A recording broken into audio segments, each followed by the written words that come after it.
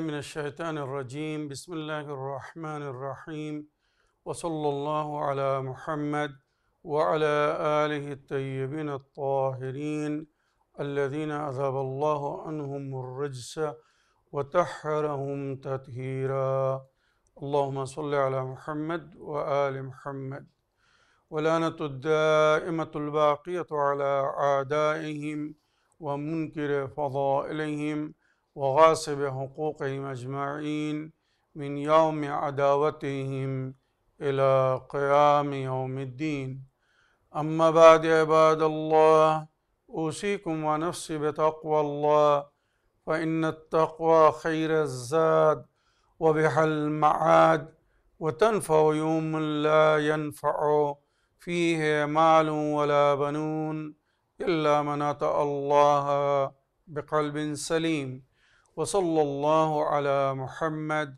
وعلى آله الطيبين الطاهرين اللهم صل على محمد وآل محمد আমার প্রিয় দর্শক ও শ্রোতাবৃন্দ আসসালামু আলাইকুম ওয়া রাহমাতুল্লাহি ওয়া বারাকাতুহু আপনাদের সকলকে আন্তরিক সালাম ও শুভেচ্ছা জানিয়ে আজকের অনুষ্ঠান ইসলাম ইন বাংলায় আপনাদেরকে স্বাগতম জানাই। আশা করি আপনারা যে যেখানে আছেন ভালো আছেন, কুশল ও মঙ্গলে আছেন, সুখে থাকুন, শান্তিতে থাকুন, সমস্ত প্রকারের দুঃখ কষ্ট থেকে মুক্তিতে থাকুন। আল্লাহ রব্বুল আলামিনের কাছে এই কামনা করি, যারা অসুস্থ আল্লাহ তাদেরকে সুস্থতা দান করুন, যারা ঋণে ভুগছে আল্লাহ তাদেরকে ঋণ মুক্তি করুন, ওইরূপ যাদের জীবনে কোনো প্রকারের অভাব বা অশান্তি আছে আল্লাহ রব্বুল আলামিন তাদের সকলের জীবনে সুখ শান্তি দান করুন ও সকলের মনোকামনা আশাকে পূরণ করুন। আমাদের সকলকে সৎ পথে চলার, অসৎ পথ থেকে দূরে থাকার এবং এক অপরকে সৎ উপদেশ দেওয়ার তৌফিক দান করুন। আমরা যেন সত্য বা হক জিনিসকে জেনে শুনে মেনে তার উপরে আমাল করে সেটা অন্যদের সামনে তুলে ধরতে পারি বা সকলের কাছে পৌঁছে দিতে পারি। আল্লাহ রাব্বুল আলামিন আমাদেরকে সেই মনোবল নেক তৌফিক দান করুন, আমিন ইয়া রাব্বাল আলামিন। এই দোয়ার সঙ্গে আজকের পর্ব শুরু করতে চলেছি। বিনা কোনো ভূমিকায় সরাসরি আপনাদের পাঠানো প্রশ্নের উত্তর দিতে চাই, তাই আসুন দেখি কোথা থেকে কে কী প্রশ্ন করছেন। আজিজুল সাহেব উত্তর 24 পরগনা থেকে লিখছেন, সালামুন আলাইকুম ওয়া রাহমাতুল্লাহি ওয়া বারাকাতুহু। ভাইজান, আপনার কাছে আমার একটা প্রশ্ন, জুম্মার দিনে মহিলারা জোহরের নামাজ কোন সময় শুরু করতে পারবে? দয়া করে জানাবেন। খোদা হাফিজ, ফি আমানিল্লাহ। ওয়ালাইকুম আসসালাম ওয়া রাহমাতুল্লাহি ওয়া বারাকাতুহু। আমার প্রিয় ভাই আজিজুল সাহেব, আপনার চিঠি লেখার জন্য আপনাকে ধন্যবাদ জানাই। মহিলাদের উপরে জুম্মার নামাজ নেই, সুতরাং আউয়ালে ওয়াক্ত যেই জোহরের আজান হবে, জুম্মার দিন যেই নামাজের জন্য আজান হবে, সঙ্গে সঙ্গে মহিলারা জোহরের নামাজ পড়তে পারবে বা পড়তে পারে, কোনো অসুবিধা নেই। বা যে সমস্ত পুরুষরা জুম্মার নামাজে কোনো কারণে শরিক হতে পারে না বা কোথাও সফরে আছেন, যেই জোহরের সময় হয়ে যাবে তারাও আজানের পরে সঙ্গে সঙ্গে নামাজ পড়তে পারবে। যদি তারা জুম্মায় না শরিক হয় তো জোহরের নামাজ আউয়ালে ওয়াক্তে পড়তে পারবে, কোনো অসুবিধা নেই। আশা করি আপনার প্রশ্নের উত্তর পেয়েছেন। আগের প্রশ্ন নিয়ে এবার একটা অডিও প্লে করি। আসসালামু আলাইকুম মাওলানা সাহেব, আমি মুর্শিদাবাদ জেলা থেকে বলছি, ডালিয়া। মাওলানা সাহেব, আমি 5 ওয়াক্তের নামাজ খুব কষ্ট করে আদায় করি, কখনো আবার আদায় করতে পারি না। আমি আমার সন্তানদের ঠিক করে পড়াশোনা, আরবি বাংলা কোনো কিছুই পড়াইতে পারছি না।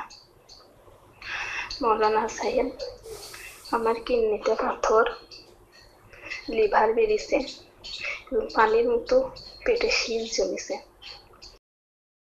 স্থলে রক্তের মতো থলথলে জমেছে, শ্বাসকষ্ট হয়, শ্বাস নিতে খুব কষ্ট হয়ে, যান খুব ধর ধর ধর ধর করে। আপনি দয়া করে বলবেন কি করলে ভালো হবে?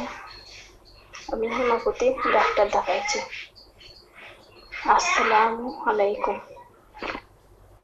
ওয়ালাইকুম আসসালাম ওয়া রাহমাতুল্লাহি ওয়া বারাকাতুহু। আমার প্রিয় বোন, আপনার ভয়েসমেলের জন্য আপনাকে ধন্যবাদ জানাই। তবে আপনার দুঃখ কষ্ট বা রোগের সম্পর্কে জেনে খুব দুঃখিত বা কষ্ট পেলাম। আল্লাহ রব্বুল আলামিন পঞ্চতনে পাক বার ইমাম চেহারদা মাসুমিন আলাইহিস সালামের ওসিলায় আপনার দুঃখ কষ্টকে নিবারণ করুন, আপনাকে আপনার সমস্ত প্রকারের রোগ থেকে আরোগ্য করুন এবং আপনার বাচ্চারা যাতে লেখাপড়া শিখতে পারে তার জন্যে সুব্যবস্থা করে দিন। ইন্না মাআল উসরি ইউসরা, আল্লাহ রাব্বুল আলামিনের ওয়াদা পবিত্র কোরআনে ইরশাদ হচ্ছে, আল্লাহ রাব্বুল আলামিন প্রতি সমস্যার সমাধান রেখেছেন, প্রতি কঠিনতার সঙ্গে সরলতা রেখেছেন।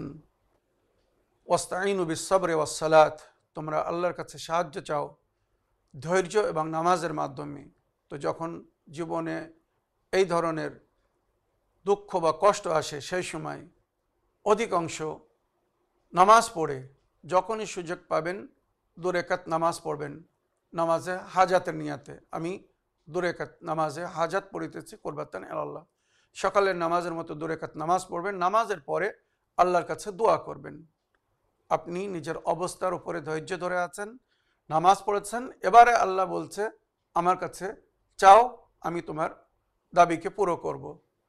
তখন 2 হাত তুলে আল্লাহর কাছে মোনাজাত করুন, হে আমার প্রতিপালক, আমি কোথায় যাব? আমি নিরুপায়, আমি অসহায়, আমার ক্ষমতা নেই ভালো চিকিৎসা করার, হসপিটালে গিয়ে ভালো ডাক্তারের কাছে গিয়ে। ওয়াইদা মারিস্তফা ওয়া ইয়াশফিন, যেটা জানাবে ইব্রাহিম নবী বলেছিলেন উনি যখন অসুস্থ হয়েছিলেন। আপনিও সবসময় এটা বলুন, ওয়াইদা মারিস্তফা ওয়া ইয়াশফিন, যখন আমি অসুস্থ হই আল্লাহ আমাকে শেফা দান করেন।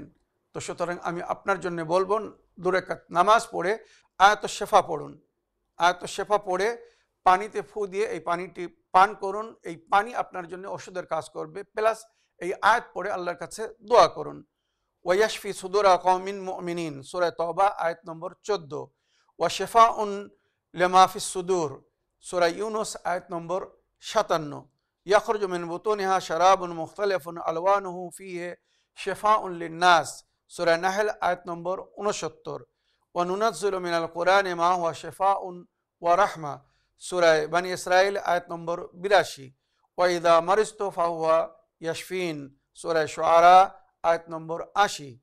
কুল হুয়া লিল্লাযিনা আমানু হুদান ওয়া শিফা, সূরা হামিম সেজদা আয়াত নম্বর 44। এই আয়াতুশ শিফা পড়ে পানিতে ফু দিয়ে পানি পান করুন, ইনশাআল্লাহ ওই পানি আপনাকে শেফা দান করবে।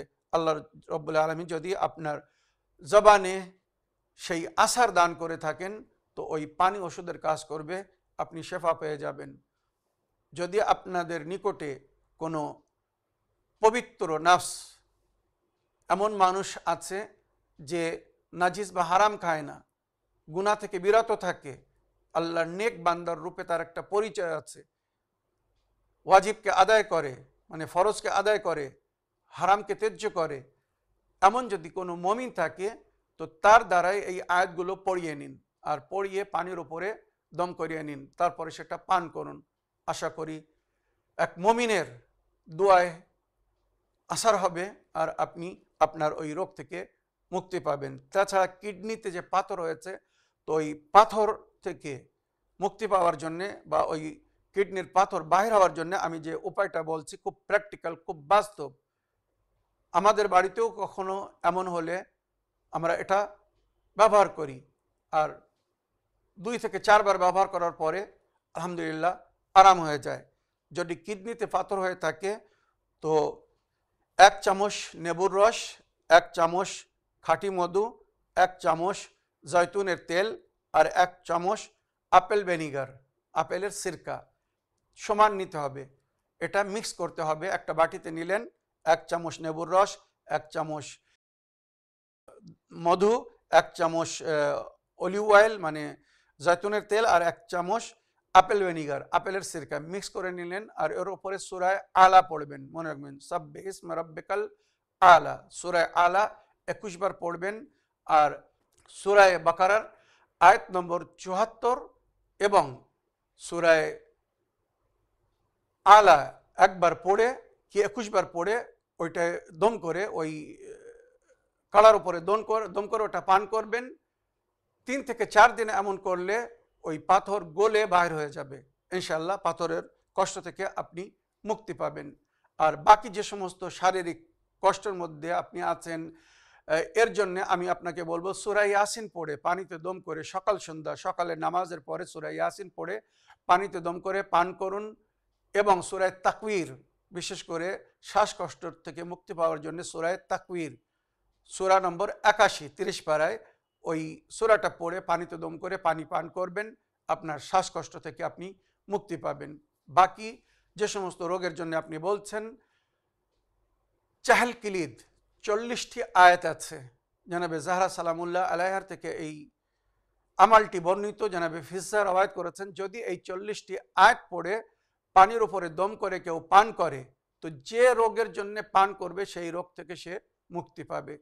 চাহেল কিলিদ ইন্টারনেট থেকেও নিতে পারেন বা আমার সহযোগীদের সঙ্গে যোগাযোগ করে ওই চাহেল কিলিদ দোয়াটা, মানে 40টি আয়াতের দোয়া, এটা মনে রাখবেন। তো ওই 40টি আয়াত পড়ে পানির উপরে ফু দিয়ে ওই পানি যদি পান করেন, তো ইনশাআল্লাহ আপনার শরীরের মধ্যে যে প্রকারের রোগ আছে সমস্ত রোগ থেকে আপনি মুক্তি পাবেন।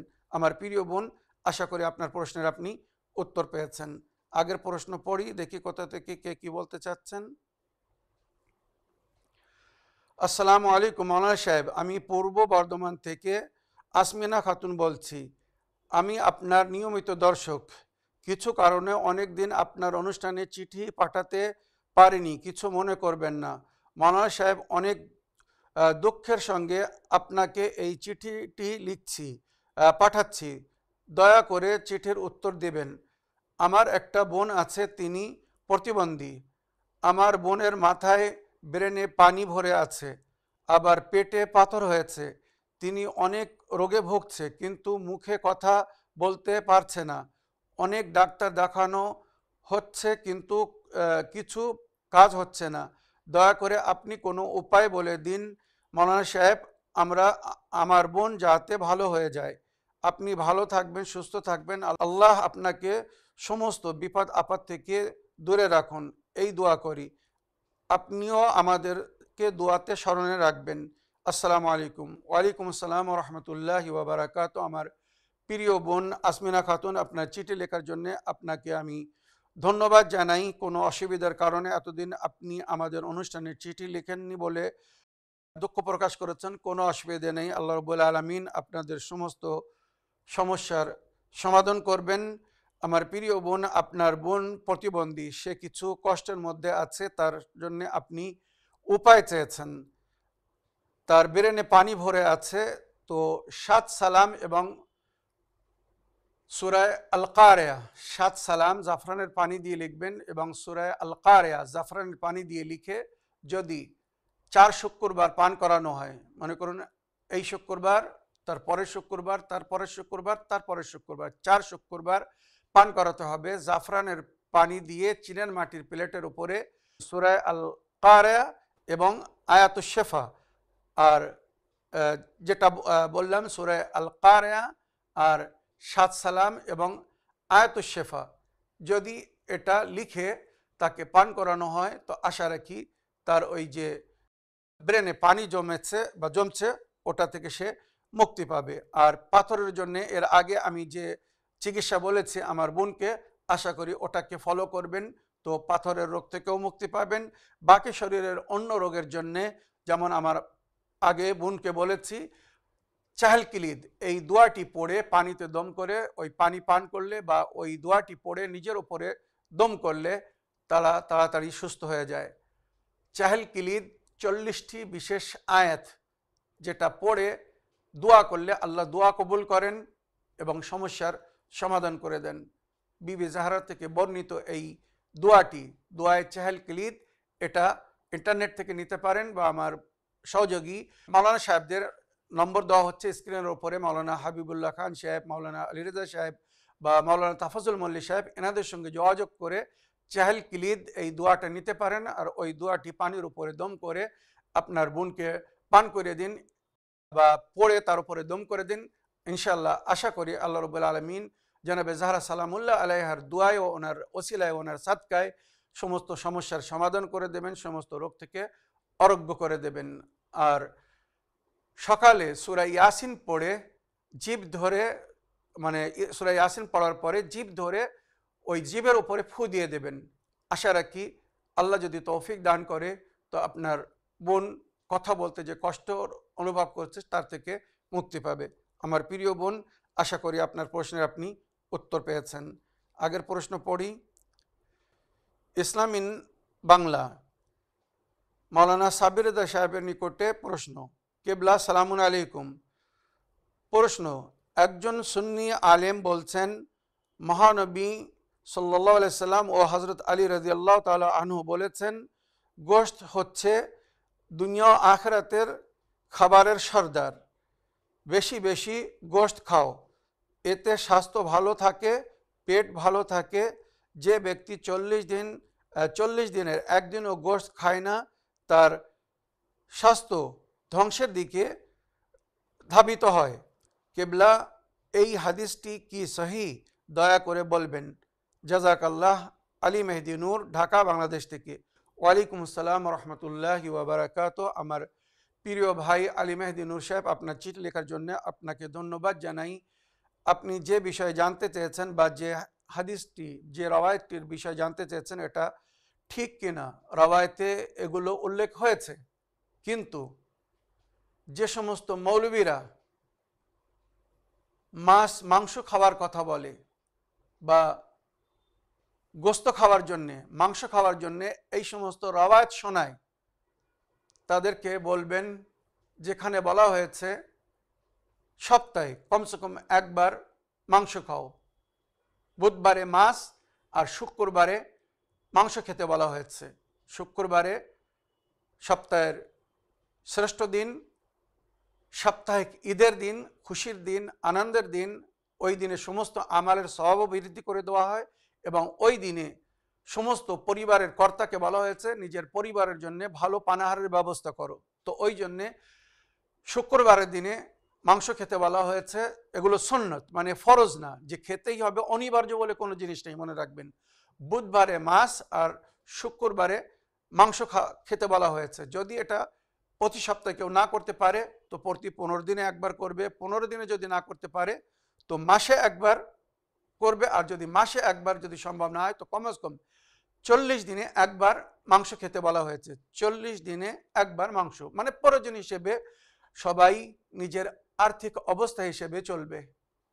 পয়সা নেই, ধার করে আয়েশ করে লাভ নেই। শরীয়ত এর জন্য কোথাও বলেনি আপনি যে অবস্থায় আছেন কেনাত করুন, মানে আল্লাহ আপনাকে যে অবস্থায় রেখেছে সেই অবস্থায় জীবনযাপন করুন।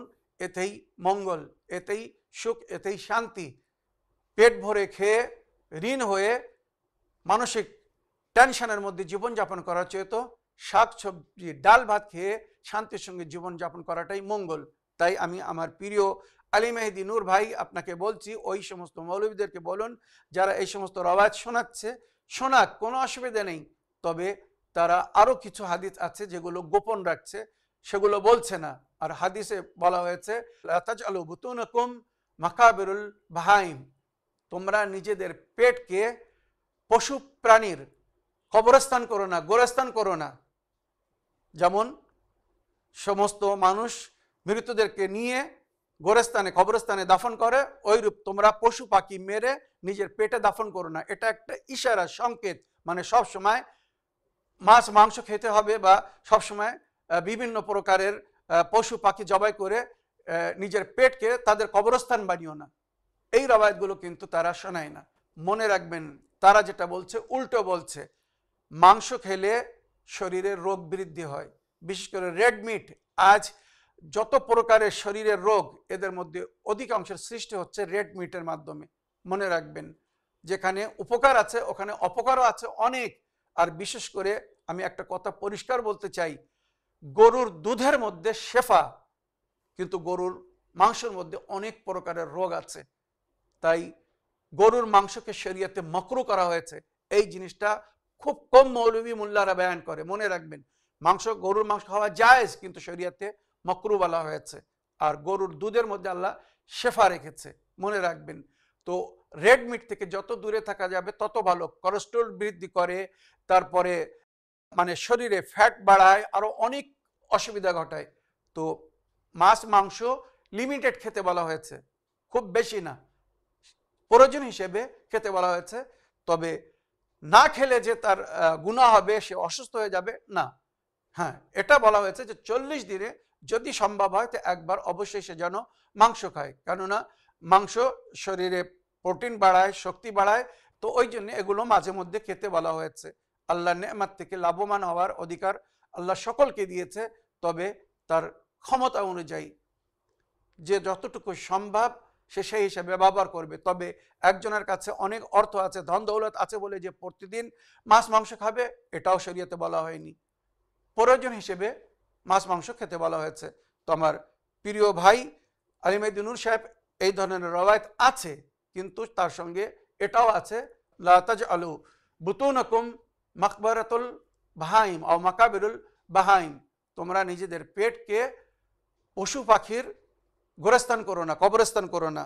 আশা করি আপনার প্রশ্নের আপনি উত্তর পেয়েছেন। এবারে আজকের এপিসোডের একটা শেষ প্রশ্ন নিই। আসসালামু আলাইকুম মাওলানা সাহেব, আমি মুর্শিদাবাদ থেকে মর্জিনা বলছি। সূরা আম্বিয়া আয়াত নম্বর 104 থেকে 108 পর্যন্ত অর্থ এবং ব্যাখ্যা করবেন। মাওলানা সাহেব, আপনাকে না পেলে আমরা হয়তো এখনো অন্ধকারে থাকতাম। মাওলানা সাহেব, আপনি আমাদের কত উপকার করেন হয়তো বোঝাতে পারবো না। এই প্রশ্নের উত্তর ইসলামিন বাংলায় দিবেন। ওয়ালাইকুম আসসালাম ওয়া রাহমাতুল্লাহি ওয়া বারাকাতুহু। আমার প্রিয় বোন, আপনার চিঠি লেখার জন্য আপনাকে ধন্যবাদ জানাই। আপনি সূরা আম্বিয়ার আয়াত নম্বর 104 থেকে 108 ব্যাখ্যা বা তার তর্জমা জানতে চেয়েছেন, তো শুনুন। বিসমিল্লাহির রহমানির রহিম।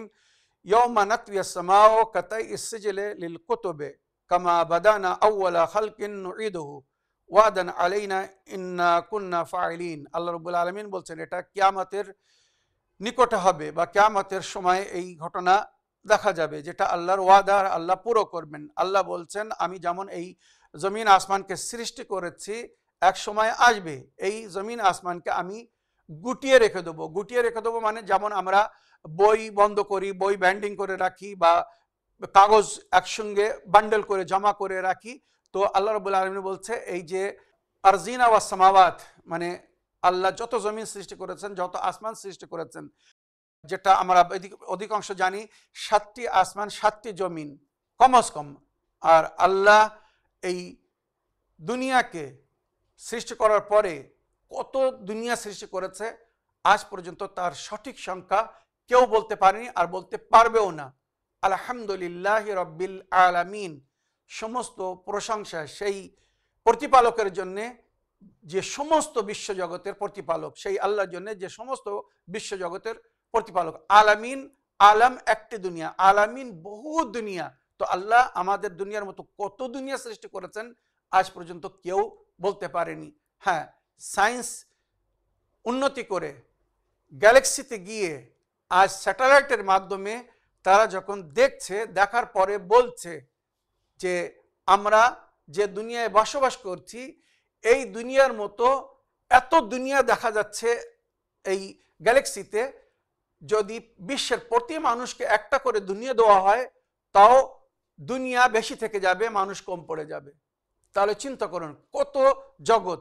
তো আল্লাহ বলছে, এই সমস্ত জগৎকে আমি গুটিয়ে রেখে দেবো, মানে এক জায়গায় একত্র করে দেবো। এটা একটি ইশারা, মনে রাখবেন। ইয়াউমা নাতওয়ি আস-সামা কাতাইস সিজলি লিল কুতুবে, আসমানকে আমি গুটিয়ে দেবো যেমন বইকে গুটিয়ে রাখা হয় বা পৃষ্ঠাকে, কাগজকে গুটিয়ে রাখা হয়। কামা বাদানা আউওয়ালা খালকিন নুঈদু, যেমন আমি প্রথমে এই সমস্ত কিছুকে সৃষ্টি করেছি আবার পুনরায় পেল্টেও দেবো। মনে রাখবেন, এই দুনিয়া যেমন সৃষ্টি হয়েছে, একদিন এই দুনিয়া শেষ হয়ে যাবে। এটা আল্লাহর ওয়াদা, ওয়াদান, এটা আল্লাহর ওয়াদা, ওয়াদান আলাইনা, আল্লাহ নিজে বলছেন এটা আমার ওয়াদা। ইন্না কুন্না ফাইলিন, আমি এটা অবশ্যই করব। সুতরাং যারা এখনো কিয়ামত থেকে সজাগ না, অজাগ হয়ে আছে, তাদের সজাগ হওয়ার প্রয়োজন আছে। যারা কিয়ামতকে অবিশ্বাস করে, অমান্য করে, এটা কিন্তু কোরআনের আয়াত, যার মধ্যে কোনো মিথ্যা নেই। ওয়ালাকাদ কাতাবনা ফি যুবুরি মিন বাদি যিকরি আন্নাল আরদা ইউরিসুহা ইবাদিয়াস সালিহুন। আমি যেমন বললাম, কিয়ামতের নিকটে এগুলো ঘটবে, আর কিয়ামতের নিকটে, কিয়ামত আসার আগে এই বিশ্বে আল্লাহর নেক বান্দারা রাজত্ব করবে যুগের ইমামের নেতৃত্বে, যেটা আমি বহুবার শুনিয়েছি। নবী করিম সাল্লাল্লাহু আলাইহি ওয়াসাল্লাম ভবিষ্যবাণী করেছেন, কোরআনের বিভিন্ন আয়াতের মধ্যে এর উল্লেখ হয়েছে, যেটা এই সূরার 105 নম্বর আয়াতে উল্লেখ হচ্ছে। মনে রাখবেন, সূরা আম্বিয়া আয়াত নম্বর 105, ওয়ালাকাদ কাতাবনা ফি যুবুরি মিন বাদিয যিকর। তৌরাত, জবুর, ইনজিল, কোরআন আসমানি কিতাব। তো আল্লাহ রাব্বুল আলামিন সমস্ত আসমানি কিতাবের মধ্যে বা সাহিফার মধ্যে এটার উল্লেখ করেছেন যে এক সময় আসবে এই জমিনের ওয়ারিস হবে শুধু আমার নেক বান্দারা। পাপীরা যেমন রাজিত্ব করছে, এই পাপীরা শেষ হয়ে যাবে, আর সেই সময় জমিনের উপরে শুধু আল্লাহর নেক বান্দারা রাজিত্ব করবে, আর সমস্ত খাজানা যেটা জমির মধ্যে লুকিয়ে আছে সেগুলো বাহির হয়ে যাবে, আর সবাই তার থেকে লাভবান হবে। আর এটা হবে যখন যুগের ইমাম আবির্ভাব করবেন, পুনরায় এই দুনিয়ায় ফিরে আসবেন। মনে রাখবেন, এই আয়াতের তাফসিরে মুফাসসিররা লিখেছেন এটা তখন হবে যখন শেষ যুগে ইমামে মেহেদী এই দুনিয়ায় ফিরে আসবেন। ইন্না হাযা লা বালাগান লিকওমিল আবিদিন। এটা আমি, আল্লাহ রাব্বুল আলামিন বলছে, এটা আমার উপস্যকারী বান্দাদের জন্য একটি পায়গাম, একটি সন্দেশ আমি দিলাম, তারা যেন নিজেকে প্রস্তুত করে ওই যুগের জন্যে যখন ইমামে জামান আলাইহিস সালাম আসবেন, এই বিশ্বে রাজত্ব করবেন, আর পুরো বিশ্ব থেকে অন্যায়কে, জুলুম ও অত্যাচারকে মুছে ন্যায় পরিপূর্ণ করবেন, আর শান্তিপূর্ণভাবে এই বিশ্বে রাজত্ব করবেন। সবাই আল্লাহর বান্দারা শান্তির সঙ্গে জীবনযাপন করবে, যার আমরা সবাই অপেক্ষা করছি। তাই যুগের ইমামের সম্পর্কে বলা হয়েছে, যুগের ইমাম যখন রাজত্ব করবেন পুরো বিশ্বে এমন একটি শান্তি সৃষ্টি হবে, এমন একটি শান্তি ফিরে আসবে, মৃতরা যারা মারা গিয়েছে, যারা আলেমে আরওয়াহ থেকে দেখবে, তারা আল্লাহর কাছে প্রার্থনা করবে, কামনা করবে, আশা করবে, আল্লাহ যদি আমাকে পুনরায় আরো একবার সুযোগ দেওয়া হতো, আমাকে দুনিয়ায় ফিরিয়ে দেওয়া হতো, আমিও যুগের ইমামের অধীনে একদিন জীবনযাপন করতাম। চিন্তা করুন কি ধরনের সুখ শান্তি হবে, যে মৃতরা আশা করবে যে আমাকে জীবনদান দেওয়া হোক, যাতে আমি যুগের ইমামের অধীনে একদিন জীবনযাপন করতে পারি। ওয়ামা আরসালনাকা ইল্লা রাহমাতাল লিল আলামিন। যেমন নবী করিম সাল্লাল্লাহু আলাইহি ওয়াসাল্লাম এই বিশ্বের জন্য রহমত হয়ে এসেছিলেন, ওইরূপ যুগের ইমাম, ওনার নামও ওই নাম যেটা নবীর নাম, মনে রাখবেন। তবে ওনার অদৃশ্যকালীন যুগে ওনাকে ওই নামের সঙ্গে স্মরণ করতে বা ডাকতে মানা। ওনাকে ওনার পদবী লাকাব আল মেহদি, আল মুনতাজার বা আবা সালেহ, ওনার যেটা ডাক নাম বা কুনিয়াত, এটা মাধ্যমে ওনাকে ডাকতে বলা হয়েছে। তো যখন শেষ ইমাম আসবেন তো ওনার নাম নবীর নাম হবে। তাই এই আয়াত বলছে, ওমা আরসালনাকা ইল্লা রাহমাতাল লিল আলামিন, আমি আপনাকে অবতীর্ণ করিনি কিন্তু বিশ্বের জন্য রহমত করে। তো যেমন প্রিয় নবী, উনি যখন এসেছিলেন এই দুনিয়ায় বিশ্বের জন্য রহমত হয়ে এসেছিলেন, যখন শেষ মোহাম্মদ এই দুনিয়াতে আসবেন, মানে আখরি ইমাম, ইমামে মেহেদী, উনিও ওই বিশ্বের জন্য রহমত হয়ে আসবেন, আর ওনার মাধ্যমে পুরো বিশ্বে শান্তি ফিরে আসবে, সবাই আল্লাহর রহমত থেকে লাভবান হবেন। কুল ইন্নামা ইউহা ইলাইয়া আন্নামা ইলাহুকুম ইলাহুন ওয়াহিদুন ফাহাল আনতুম মুসলিমুন। আপনি বলে দিন, ইন্নামা ইউহা ইলাইয়া, আমার উপরে ওহী অবতীর্ণ হয়, ইন্নামা ইউহা ইলাইয়া আন্নামা ইলাহুকুম ইলাহুন ওয়াহিদুন, তোমাদের প্রতিপালক এক। ফাহাল আনতুম মুসলিমুন, তোমরা এটা কি গ্রহণ করছো, মেনে নিচ্ছ? মনে রাখবেন, যেমন নবী নিজের উম্মতকে বলেছিলেন, আমি আল্লাহর তরফ থেকে এসেছি, আল্লাহ আমার উপরে ওই অবতীর্ণ করে। এটা বিশেষ করে তাদের জন্য যারা নবীকে নিজের মতো বলে। নবী বললেন, আমি তোমাদের মতো মানব রূপে এসেছি যাতে তোমরা আমার থেকে পরিচিত হতে পারো। আমি যদি নূরের অরিজিনাল রূপে আসতাম, তোমরা আমার থেকে পরিচিত হতে পারতে না। যেমন জিন্নাত এই দুনিয়ায় আছে, আমাদের মধ্যে কতজন আছে জিন্নাতের থেকে পরিচিত? ফেরেশতারা নূরে তৈরি এই দুনিয়ায় আছে, আমাদের মধ্যে কতজন আছে এই তাদের থেকে পরিচিত? তো নবী করিম সাল্লাল্লাহু আলাইহি ওয়াসাল্লাম বলেছিলেন, কুল ইন্নামা আনা বাশারুম মিসলুকুম, আমিও তোমাদের মতো আল্লাহর এক বান্দা, মানে মানব রূপে এই দুনিয়াতে এসেছি যাতে তোমরা আমার থেকে পরিচিত হতে পারো। কুল ইন্নামা আনা বাশারুম মিসলুকুম ইউহা ইলাইয়া, আমার উপরে আল্লাহর ওহী নাজিল হয়, আন্নামা ইলাহুকুম ইলাহুন ওয়াহিদুন, তোমাদের প্রতিপালক সে এক, অদ্বিতীয়। ফামান কানা ইয়ারজু লিকা রাব্বিহি ফালিয়ামাল আমালান সালিহান ওয়ালা ইউশরিক বিইবাদাতি রাব্বি আহাদান, তোমাদের মধ্যে যে নিজের প্রতিপালকের সঙ্গে সাক্ষাৎ করতে চায় সে যেন নেক আমাল করে, আল্লাহর উপাসনা করে, ইবাদত করে, আর আল্লাহর সঙ্গে যেন কাউকে শরীক না করে। মনে রাখবেন, বিশ্বে আজ পর্যন্ত এমন হয়নি, কোনো এমন যুগ আসেনি যে যুগে শুধুমাত্র আল্লাহর উপাসনা হয়েছে, আল্লাহর সঙ্গে কারোর শরিক করা হয়নি বা আল্লাহ ছাড়া অন্য কারোর উপাসনা হয়নি। আজ পর্যন্ত এটা হয়নি। এটা হবে কখন? যখন যুগের ইমাম আসবেন, ইমামে মেহেদী আলাইহিস সালাম আসবেন। তো মুফাসসিরিনরা লিখছেন, সমস্ত রাবিরা লিখছেন, ওই যুগে পুরো বিশ্বে মাত্র একটাই দিন হবে, সাইয়াসারুদ্দিন আলাদ্দিনে কুল্লে, আল্লাহ নিজের এই দিনকে সমস্ত দিনের উপরে প্রকাশ্য করে দেবে, জাহির করে দেবে। ওয়ালাউ কারিহাল মুশরিকুন, মুশরিকরা হয়তো সেটাকে পছন্দ করবে না, কিন্তু তারপরেও বিশ্বে একটাই দিন হবে, সেটা হবে দিনে ইসলাম, শান্তির দিন। এটা কখন হবে? যখন নবী করিম সাল্লাল্লাহু আলাইহি ওয়াসাল্লামের শেষ প্রতিনিধি ইমামে মেহেদী আলাইহিস সালাম এই দুনিয়াতে আসবেন, আর সেই সময় সবাই নতশির হবে।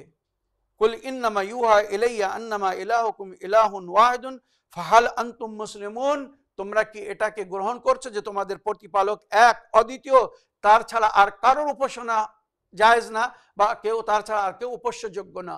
সুতরাং সেই সময় সবাই ঐক্যবদ্ধ হয়ে বলবে, হ্যাঁ ইমামে মেহেদী, আপনার কথাকে আমরা গ্রহণ করলাম, আর আপনি যে এক, অদ্বিতীয়, আল্লাহর উপাসনা ইবাদতের দিকে আমন্ত্রণ জানাচ্ছেন, আমরা সেটাকে গ্রহণ করলাম। এইভাবে কোরআনের এই আয়াতের তাফসির করা হয়েছে। সাধারণ মুসলমানেরা মনে করে যে এই আয়াতটা শুধু আমাদের নবীর জন্য, কিন্তু যারা জ্ঞানী গুণী মুফাসসির, যারা সমস্ত রওয়ায়াতের উপরে নজর রেখেছে, তারা জানে নবী করিম সাল্লাল্লাহু আলাইহি ওয়াসাল্লাম যেখানে এটা নিজের অবতীর্ণের আসার উদ্দেশ্য বলেছিলেন, সেখানে নবী ভবিষ্যবাণী করেছিলেন কিয়ামত আসার আগে, কারণ এই আয়াতের মধ্যে কিয়ামত আসার আগের পরিস্থিতির উল্লেখ হয়েছে। তো নবী করিম সাল্লাল্লাহু আলাইহি ওয়াসাল্লাম এই দুনিয়া থেকে তখন চলে গিয়েছেন, ওনার দুনিয়া থেকে যাওয়ার বহু পরে কিয়ামত হবে।